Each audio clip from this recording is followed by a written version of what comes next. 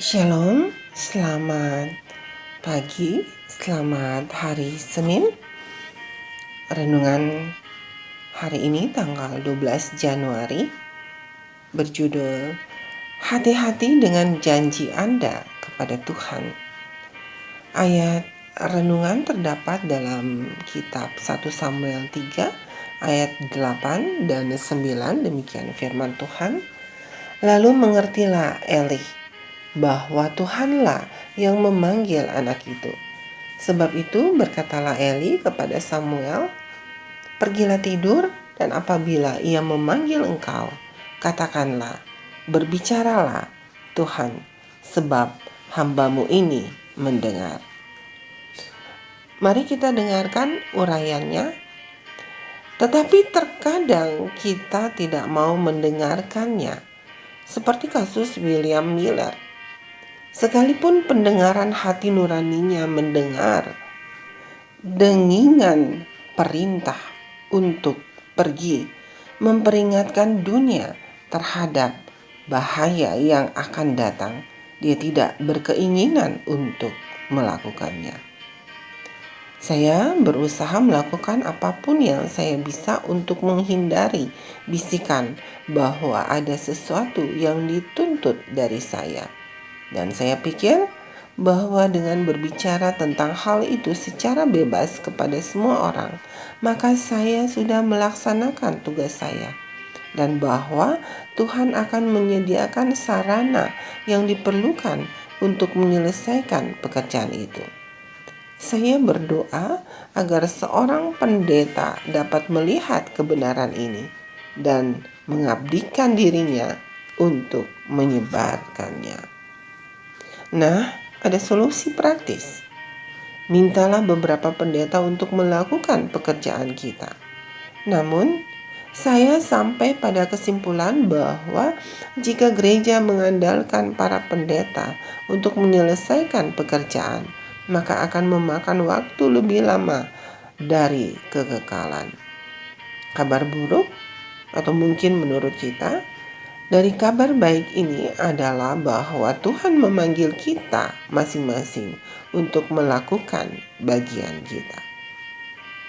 Tetapi itulah yang tidak ingin dilakukan oleh William Miller sebagai seorang manusia biasa, berharap untuk bersaksi melalui perantara.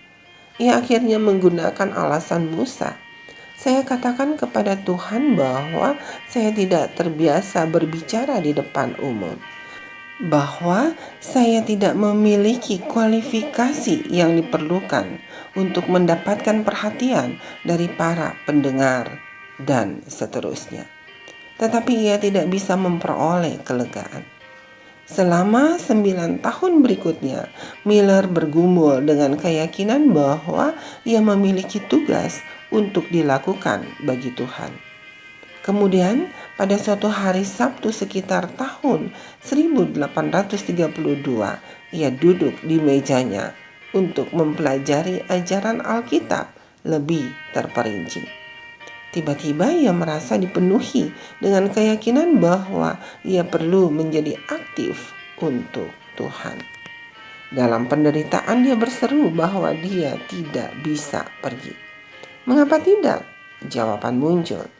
Kemudian dia mengulang-ulang semua alasannya yang sudah tidak relevan lagi.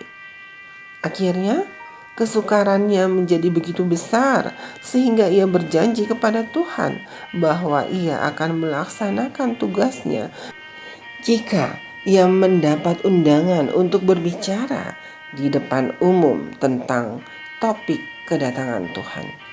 Dengan itu, ia merasa lega. Saat itu, ia telah berusia 50 tahun dan tidak seorang pun yang pernah memintanya untuk menyampaikan topik itu sebelumnya. Ia akhirnya merasa bebas. Namun, dalam waktu setengah jam kemudian, ia menerima undangan itu. Dari situ, muncullah amarah karena ia telah berjanji sesuatu kepada Tuhan. Tanpa menjawab, ia keluar dari rumah dengan marah. Setelah bergumul dengan Tuhan dan dirinya sendiri selama sekitar 1 jam, ia akhirnya setuju untuk berkhotbah keesokan harinya. Khotbah itu adalah awal dari salah satu pelayanan yang paling membuahkan hasil pada pertengahan abad ke-19. Pesan moralnya, berhati-hatilah dengan apa yang Anda janjikan kepada Tuhan. Dia mungkin memiliki rencana yang lebih baik untuk hidup Anda daripada yang pernah Anda impikan. Saudaraku, demikianlah renungan pagi hari ini. Selamat beraktivitas. Tuhan Yesus memberkati. Amin.